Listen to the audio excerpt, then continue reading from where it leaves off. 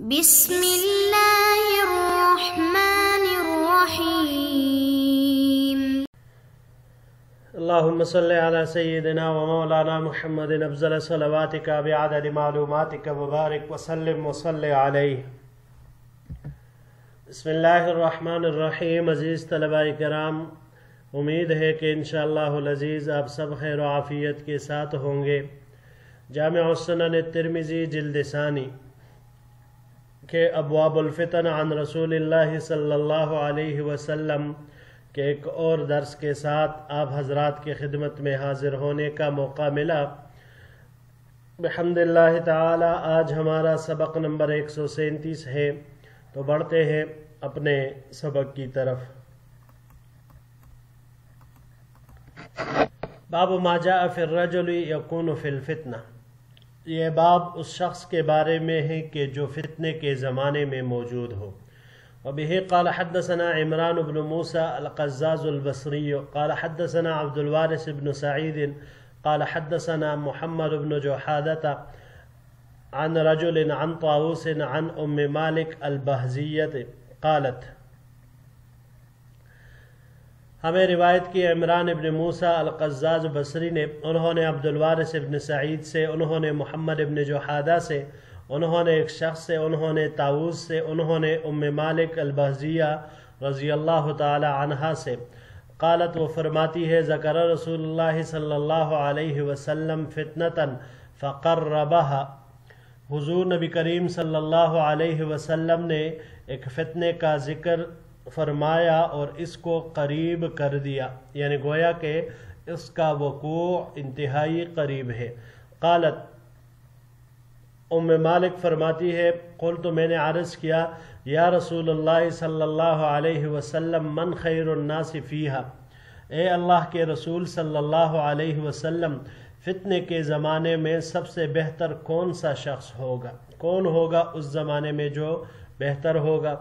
قال، حضور نبی کریم صلی اللہ علیہ وسلم نے ارشاد فرمایا، رجل فی معاشیتہ یؤدی حقہا ویعبد ربہ، کہ وہ شخص جو اپنے جانوروں میں رہتا ہو، یعنی انہی کے ساتھ ہو، ان کے حقوق ادا کرتا ہوگا. حقوق ادا کرتا ہوگا مراد اس سے ان میں زکوٰۃ ادا کرتا ہوگا. ویعبد ربہ، اور اس کے ساتھ ساتھ اپنے رب کی عبادت بھی کرتا ہوگا. ورجل، اور دوسرا شخص وہ، آخذ برأس فرسہ یخیف العدو ویخوفونہ، وہ شخص جو اپنے گھوڑے کو گردن سے پکڑ کر دشمن کو ڈرا رہا ہوگا اور دشمن اسے ڈرا رہے ہوں گے. یعنی بالکل جو سرحدوں پر ہوتے ہیں دشمن کے آمنے سامنے، کبھی یہ ان کو ڈراتے ہیں، کبھی وہ ان کو ڈراتے ہیں. یہ دونوں شخص فتنے کے زمانے میں خیر والے ہوں گے. وفی الباب عن ام مبشر و ابی سعید الخدری و ابن عباس. اس باب میں ام مبشر، حضرت ابو سعید خدری اور عبداللہ ابن عباس رضی اللہ تعالیٰ عنہ مجمعین سے روایات مروی ہیں. ھذا حدیث غریب من ھذا الوجہ، یہ حدیث غریب ہے اس طریق سے. ورواہ لیث بن ابی سلیم عن طاووس عن ام مالک البہزیۃ عن النبی صلی اللہ علیہ وسلم، اور روایت کی ہے اس کو لیث ابن ابی سلیم نے، انہوں نے طاووس سے، انہوں نے ام مالک البہزیہ رضی اللہ تعالیٰ عنہ سے، اور ام مالک نے حضور نبی کریم صلی اللہ علیہ وسلم سے. وبه قال حدثنا عبد الله بن معاوية الجمحي قال حدثنا حماد بن سلمة عن ليث عن طاووس عن زياد بن سمين كوش عن عبد الله بن عمرو رضی اللہ تعالی عنہ قال. ہمیں روایت کی عبداللہ ابن معاویہ جمحی نے، انہوں نے حماد بن سلمہ سے، انہوں نے لیث سے، انہوں نے طاووس سے، انہوں نے زیاد بن سمین کوش سے، انہوں نے عبداللہ ابن عمر رضی اللہ تعالیٰ عنہ سے کہ انہوں نے فرمایا، قال رسول اللہ صلی اللہ علیہ وسلم، کہ حضور نبی کریم صلی اللہ علیہ وسلم نے ارشاد فرمایا، تکون الفتنۃ تستنزف العرب قتلاها فی النار اللسان فیہا اشد من السیف، کہ ایک فتنہ ہوگا جو عرب کو گھیر لے گا، اس میں قتل ہونے والے جہنم میں جائیں گے. اللسان فیہا اشد من السیف، اس میں زبان تلوار سے کہیں زیادہ سخت ہوگی. ھذا حدیث غریب، یہ حدیث غریب ہے. سمعت محمد ابن اسماعیل یقول، میں نے امام بخاری رحمہ اللہ سے سنا کہ وہ فرما رہے تھے لا نعرف لزیاد ابن سمین کوش غیر ھذا الحدیث، ہم اس کے لیے اس کے علاوہ اور کوئی روایت نہیں جانتے. ورواہ حماد بن سلمہ عن لیث ورفعہ، حماد بن سلمہ نے اس روایت کو لیث سے نقل کیا ہے اور اسے مرفوع ذکر کیا ہے.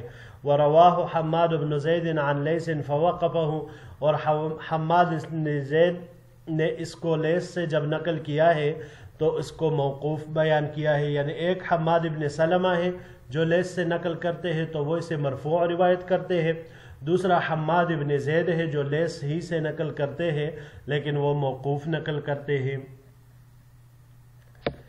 جی عزیز طلباء کرام، فتنے کے دور میں بہترین لوگ کون سے ہوں گے، امن والے لوگ کون سے ہوں گے؟ پہلی روایت میں حضور نبی کریم صلی اللہ علیہ وسلم نے دو قسم کے آدمیوں کے بارے میں ارشاد فرمایا کہ وہ بہتر ہوں گے. پہلا وہ شخص جو شہر سے باہر اپنے جانوروں کے ساتھ رہتا ہو، ان کو چارہ کھلاتا ہو اور ان کے حقوق ادا کرتا ہو. حقوق ادا کرنا میں نے آپ کو پہلے بتایا کہ ان کے زکوٰۃ وغیرہ ادا کرتا رہے ساتھ ساتھ میں، اور اس کے ساتھ اپنے رب کی عبادت بھی کرتا ہو. ایک یہ شخص. دوسرا وہ ہوا جو اسلامی سرحدات کی حفاظت میں مشغول ہے، دشمن کو بالکل آنکھیں دکھاتا ہوا ان کے سامنے رہتا ہے گھوڑے کے اوپر. وہ کبھی دشمن کو ڈرا رہا ہوتا ہے اور کبھی دشمن ان کو دھمکیاں دے رہے ہوتے ہیں. تو یہ دونوں شخص فتنے کے زمانے میں یہ بہتر ہے. وجہ اس کی یہ ہے کہ یہ مسلمانوں میں فتنے جو پہلے ہوئے ہیں اس سے الگ تلگ رہتے ہیں. اس قسم کے لوگ جدا زندگی بسر کر رہے ہوتے ہیں تو فتنوں سے بھی محفوظ ہیں، اور دوسرا یہ کہ اپنے ذمے جو ان کے حقوق ہیں وہ بھی اپنے ادا کر رہے ہوتے ہیں اور اپنا کام بھی کر رہے ہوتے ہیں اس کے ساتھ ساتھ. تو اس وجہ سے آپ صلی اللہ علیہ وسلم نے اس کو بہتر قرار دیا ان دونوں کو. اب یہاں پر اس روایت میں ایک فتنے کا ذکر عرب میں آ رہا ہے کہ جو عرب میں رونما ہوگا اور ایسا رونما ہوگا کہ پورے عرب کو گھیر لے گا. تو اس فتنے سے مراد کیا ہے؟ اس بارے میں 3 اقوال ہیں. پہلا قول یہ ہے کہ اس سے مطلقاً کوئی بھی فتنہ مراد ہے، یعنی کسی خاص جنگ یا حتمی واقعے کے ساتھ اسے محمول نہیں کیا جا سکتا اس کو اس پر. اسے آپ اسے ایک محتاط قول کہہ سکتے ہیں کہ مطلقاً کوئی بھی فتنہ ہو سکتا ہے. تو دوسرا قول ملا علی قاری رحمہ اللہ کے، ان کے نزدیک اس فتنے سے مراد وہ باہمی جنگیں ہیں جو عصبیت اور خاندانی غیرت کی بنیاد پر ہوتی ہیں. اس معنی کے اعتبار سے جو حدیث مبارک میں پھر آیا قتلاھا فی النار، کہ اس کے جو مقتولین ہوں گے وہ کیا، وہ آگ میں ہوں گے، کیونکہ یہ عصبیت کی بنیاد پر ہے، خاندانی غیرت کی بنیاد پر ہے، کوئی شرعی وجہ ہے نہیں، تو اس لیے قاتل اور مقتول دونوں ہی وہ جہنم میں جائیں گے. تیسرا ایک قول اس میں یہ ہے کہ اس فتنے سے مراد جنگ صفین ہے، جو حضرت علی اور حضرت معاویہ رضی اللہ تعالی عنہ کی آپس میں لڑائی ہوئی ہے. بعض حضرات اس سے مراد یہی لیتے ہیں. تو اگر یہ تیسرا قول لیا جائے تو قتلاھا فی النار، اس کا پھر کیا کریں گے؟ کیا مطلب ہوگا کہ دونوں جانب کے جو قاتل اور مقتول ہیں وہ دونوں جہنم میں ہوں گے؟ حاشا وکلا، کیونکہ دونوں طرف صحابہ کرام تھے اور یہاں پر غلطی بھی اجتہادی تھی. تو اس کے 2 جوابات پھر دیے گئے ہیں کہ دیکھیے قتلاھا فی النار، اس سے مراد وہ منافق اور یہودی ہوں گے جو اس لڑائی کے اصل محرک اور باعث بنے تھے، تو مطلب یہ کہ وہ لوگ جہنم میں جائیں گے. اور دوسرا جواب علامہ طیبی رحمہ اللہ فرماتے ہیں کہ قتلاھا، بعض روایت میں یہ قتلاھما بھی ذکر ہے، قتلاھما فی النار، کہ دونوں فریقوں کے. تو یہ علامہ طیبی رحمہ اللہ کے نزدیک یہ اپنے اصل معنی پر نہیں ہے، بلکہ اس سے مراد زجر اور توبیخ اور ڈرانا ہے، کیونکہ یہ تو اظہر من الشمس ہے کہ یہ صحابہ کرام اجتہادی غلطی پر تھے، اور اجتہادی غلطی پر یہ بھی اظہر من الشمس بات ہے، گرفت نہیں ہوتی۔ اسی وجہ سے بعض صحابہ کرام اس جنگ میں سرے سے شریک ہی نہیں ہوئے تھے، اور یہ تذبذب کی وجہ وہ یہ نہیں تھی، جنگ میں شرکت کرنے کی جو وجہ تذبذب تھی وہ اس وجہ سے نہیں تھا کہ انہیں شک تھا کہ حضرت علی حق پر نہیں ہے۔ وہ جانتے تھے کہ حضرت علی رضی اللہ تعالیٰ عنہ حق پر ہے، وہ خلیفہ تھے، حق پر ہی تھے، لیکن اصل جو اختلافی مسئلہ تھا وہ حضرت عثمان رضی اللہ تعالیٰ عنہ کے قاتلین کے قصاص کا تھا۔ تو حضرت معاویہ رضی اللہ تعالیٰ عنہ فی الفور قصاص لینے کے قائل تھے، جبکہ حضرت علی رضی اللہ تعالیٰ عنہ مناسب وقت کے قائل تھے، کیونکہ اگر اسی وقت قصاص لیتے تو حالات تو ایک تھے ہی سنگین۔ قریب میں حضرت عثمان رضی اللہ عنہ کی شہادت ہوئی تھی، پھر مزید وہ حالات سنگین رخ اختیار کر جاتے جن پر کنٹرول پھر بظاہر مشکل ہو جاتا۔ تو بہرحال اس کو موضوعی بحث بنانا، موضوعی سخن بنانا یہ قطعاً درست نہیں ہے۔ بقول حضرت عمر ابن عبدالعزیز رحمہ اللہ کہ اللہ تعالیٰ نے صحابہ کے خون سے جس طرح ہمارے ہاتھ اور تلواریں محفوظ رکھی ہے، کیونکہ ہم تو اس وقت تھے ہی نہیں، تو اسی طرح اپنی زبانوں کو بھی ان کے خلاف بولنے سے بچانا چاہیے، ان کو بھی محفوظ رکھنا چاہیے۔ اب یہاں پر آخری جملہ جو ارشاد فرمایا آپ صلی اللہ علیہ وسلم نے، اللسان فیہا اشد من السیف، کہ اس میں زبان اس سے زیادہ تیز ہوگی تلوار سے۔ تو جنگ صفین والا قول مراد لینے کی صورت میں مطلب یہ ہوگا کہ اس جنگ میں مبتلا لوگوں کو برے کلمات سے ذکر کرنا جائز نہیں، کیونکہ ان میں اکثریت صحابہ کرام کی ہے۔ غیبت ایک عام انسان کی بھی حرام ہے، تو پھر صحابہ کرام کی جن کا اتباع کا حکم دیا گیا ہے، جو نبی علیہ الصلوۃ والسلام سے براہ راست فیض یافتہ، صحبت یافتہ ہے، تو ان کی غیبت انتہائی سنگین جرم ہوگا، اور اسی کو اشد من السیف کے ساتھ تعبیر فرمایا، کیونکہ اگر انسان صحابہ کرام کے بارے میں نازیبا الفاظ کہے گا، ان کی گستاخی کرے گا، ان کے بارے میں ان کی بدگوئی کرے گا، غیبت کرے گا، تو اس میں اپنے ایمان کو خطرے میں ڈالنا وہ لازم آتا ہے۔ بڑھتے ہیں اگلے باب کی طرف۔ باب ما جاء فی رفع الامانت، یہ باب ہے امانت کے اٹھائے جانے کے بیان میں۔ وبه قال حدثنا حناد قال حدثنا ابو معاویہ عن الاعمش عن زید بن وهب عن حذیفہ قال، ہمیں روایت کی حناد نے، انہوں نے ابو معاویہ سے، انہوں نے اعمش سے، انہوں نے زید بن وہب سے، انہوں نے حضرت حذیفہ رضی اللہ تعالیٰ عنہ سے کہ انہوں نے فرمایا، حدثنا رسول اللہ صلی اللہ علیہ وسلم حدیثین قد رأیت احدہما وانا انتظر الاخر، کہ حضور نبی کریم صلی اللہ علیہ وسلم نے ہم سے دو باتیں ارشاد فرمائی، ان میں سے ایک بات تو میں نے دیکھ لی اور دوسری کا انتظار کر رہا ہوں۔ پہلی بات، حدثنا ان الامانت نزلت فی جذر قلوب الرجال ثم نزل القرآن وعلموا من السنہ، امانت لوگوں کے دلوں کی جڑوں میں نازل ہوئی، پھر قرآن کریم نازل ہوا تو انہوں نے امانت کا حق قرآن سے پہچانا اور حدیث سے بھی پہچانا۔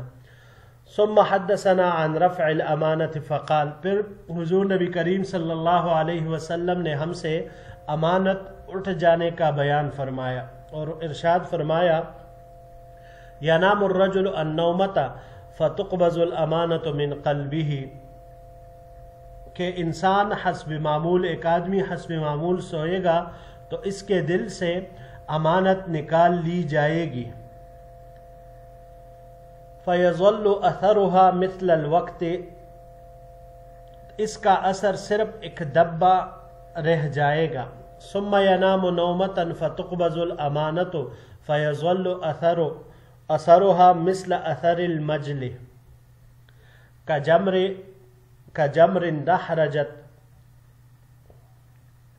دَخْرَجْتَهُ عَلَى رِجْلِكَ فنفطت فتراہ منتبرا ولیس فیہ شیء، پھر دوبارہ سوئے گا تو امانت اس کے دل سے نکال لی جائے گی اور اس کا اثر نشان آبلہ کی طرح رہ جائے گا، یعنی جو ایک آبلہ کسی انسان کے بدن پر نکل آتا ہے تو اس کے جیسا اثر رہ جائے گا، جیسے کہ تم انگارے کو اپنے پاؤں پر لڑکا دو تو اس سے چھالا بن جائے، جو بظاہر تم پھولا ہوا دیکھتے ہو حالانکہ اس کے اندر کچھ بھی نہیں ہوتا، کیونکہ وہ جو پھول جاتا ہے انگار کی وجہ سے جو چالا بن جاتا ہے تو اس میں صرف وہ خراب اور گندا پانی ہی ہوتا ہے اور اس میں کوئی بھی چیز وہ نہیں پائی جاتی۔ ثم اخذ حساتا فدحرجها على رجله، پھر حضور نبی کریم صلی اللہ علیہ وسلم نے ایک کنکری لی اور اسے اپنے پاؤں پر لڑکا کر دکھایا۔ اگلے سلائیڈ کی طرف بڑھتے ہیں، باقی روایت کی طرف۔ قال، پھر آپ علیہ السلام نے ارشاد فرمایا، فَيُصْبِحُ النَّاسُ يَتَبَايَعُونَ لَا يَكَادُ أَحَدٌ يُؤَدِّي الْأَمَانَةَ حَتَّى يُقَالَ إِنَّ فِي بَنِي فُلَانٍ رَجُلًا أَمِينًا۔ پھر لوگ صبح اٹھیں گے تو حسب معمول خرید اور فروخت کریں گے اور ان میں کوئی بھی شخص ایسا نہیں ہوگا جو امانت کو ادا کرے، یہاں تک کہ یہ کہا جائے گا کہ فلاں قبیلے میں یا فلاں جگہ پر ایک شخص ہے جو امانت دار ہے۔ وَحَتَّى يُقَالَ لِلرَّجُلِ مَا أَجْلَدَهُ وَأَزْرَفَهُ وَأَعْقَلَهُ وَمَا فِي قَلْبِهِ مِثْقَالُ حَبَّةٍ مِّنْ خَرْدَلٍ مِّنْ ایمان۔ اور اس زمانے میں کسی ایک آدمی کے بارے میں دنیاوی امور کے تیزی کی وجہ سے یہ کہا جائے گا کہ وہ کس قدر بہادر، ہوشیار اور عقل مند ہے، حالانکہ اس کے دل میں ایک رائی کے دانے کے برابر بھی ایمان نہ ہوگا۔ قال، حضرت حذیفہ رضی اللہ تعالیٰ عنہ فرماتے ہیں، وَلَقَدْ أَتَى عَلَيَّ زَمَانٌ وَمَا أُبَالِي أَيَّكُمْ بَايَعْتُ فِيهِ، کہ میرے اوپر ایسا زمانہ بھی آیا کہ میں خرید و فروخت کے معاملے میں کوئی پرواہ نہ کرتا تھا کہ جس سے چاہا خرید لیا اور بیچ دیا۔ لأن كان مسلما ليردنه علي دينه، اگر کسی مسلمان کا میرے پاس حق رہ جاتا تو اس کا دین اسے یہ حق ادا کرنے پر آمادہ کرتا۔ وَلَئِنْ كَانَ يَهُودِيًّا أَوْ نَصْرَانِيًّا لَيَرُدَّنَّهُ عَلَيَّ سَاعِيهِ، اور اگر وہ یہودی یا عیسائی ہوتا تو اس کا سردار اور ذمہ دار ہمیں ہمارا حق دلواتا۔ فَأَمَّا الْيَوْمَ فَمَا كُنْتُ أُبَايِعُ مِنْكُمْ إِلَّا فُلَانًا وَفُلَانًا، لیکن آج یعنی موجودہ زمانے میں کہ جب امانت اٹھا لی گئی ہے، میں تم میں سے کسی کے ساتھ بھی کاروباری معاملہ نہیں کرتا مگر صرف فلاں اور فلاں شخص سے کر لیتا ہوں، تو گویا کہ ان میں امانت والی صفت پائی جاتی ہے، باقی میں وہ نہیں ہے۔ ھذا حدیث حسن صحیح، یہ حدیث حسن صحیح ہے۔ جی عزیز طلباء کرام، یہاں پر امانت کے اٹھائے جانے کے بارے میں ذکر ہے، تو سوال یہ ہے کہ امانت سے کیا مراد ہے یہاں پر؟ اس کے مفہوم میں شارحین کے مختلف اقوال ہیں۔ پہلا قول، امانت سے اس کے مشہور معنی مراد ہے جو خیانت کی ضد ہے۔ امانت جس کی ضد خیانت ہے، یعنی کسی کے حق یا ملکیت میں خیانت نہ کرنا۔ یہ چیز جب امانت اٹھا لی جائے گی تو لوگ ایک دوسرے کے ساتھ خیانت کرنے لگیں گے۔ دوسرا قول اس میں یہ ہے کہ امانت سے مراد ایمان ہے، اور تیسرا قول اس میں یہ ہے کہ امانت سے مراد وہ تمام شرعی ذمہ داریاں ہیں جو اسلام ہر شخص پر، ہر مسلمان پر عائد کرتا ہے۔ یہ تینوں اقوال ایک ساتھ بھی جمع ہو سکتے ہیں، ان میں کوئی کسی بھی قسم کا وہ تعارض نہیں آ رہا۔ یہ روایت حذیفہ ابن الیمان رضی اللہ تعالیٰ عنہ سے نقل ہے۔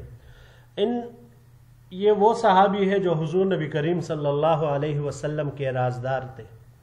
آپ صلی اللہ علیہ وسلم کی اکثر روایات فتنوں، آئندہ پیشن گوئیوں، واقعات، قیامت کے احوال، یہ روایات اکثر حضرت حذیفہ رضی اللہ تعالیٰ عنہ سے مروی ہے۔ جی عزیز طلباء کرام، یہیں تک ہمارا آج کا سبق تھا۔ انشاءاللہ العزیز زندگی رہی تو اگلے درس میں پھر آپ کی خدمت میں حاضر ہوں گے۔ السلام علیکم ورحمۃ اللہ وبرکاتہ۔